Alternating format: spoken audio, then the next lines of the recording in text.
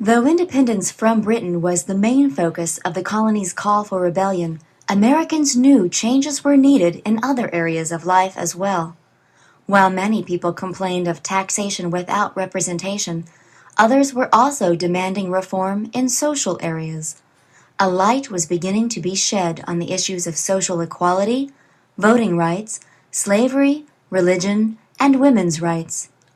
For many colonists, especially those in higher social classes, the rally cry of "everyone should have equal rights" was something with which they weren't sure they completely agreed.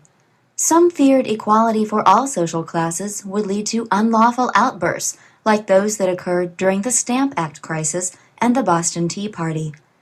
How could poor tenants and farmers be trusted with the same rights and responsibilities as wealthy landlords and business owners, they asked.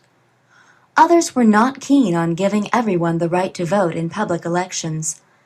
Typically, during this era, the right to vote was only enjoyed by white males who owned a certain amount of property. Lawmakers assumed that those who did not have property had no interest or stake in the government, and they believed their lack of property proved they did not have a proper work ethic or the moral values to vote intelligently on such important matters. The institution of slavery also came under increased attack during the Enlightened Revolutionary era. While American leaders were quick to complain about the moral wrong of the British essentially making slaves of the colonists, many of those same founding fathers were slave owners. George Washington and Thomas Jefferson both operated farms that utilized slave labor. The slavery issue heated up even more when the royal governor of Virginia, Lord Dunmore, announced that all slaves willing to bear arms against their masters who were rebellious to the crown would be given their freedom. Though a majority of the colonies supported an official religion called the Established Church, the philosophy of enlightenment and the Great Awakening served to diminish the strict structure of established religions. Following the Revolution, a separation between religion and the state governments began to grow.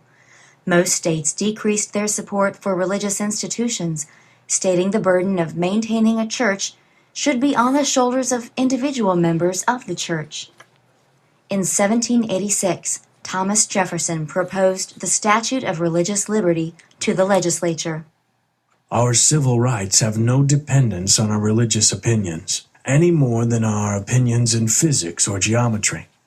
All men shall be free to profess, and by argument maintain their opinion in matters of religion, and that the same shall no wise diminish, enlarge, or affect their civil capacities.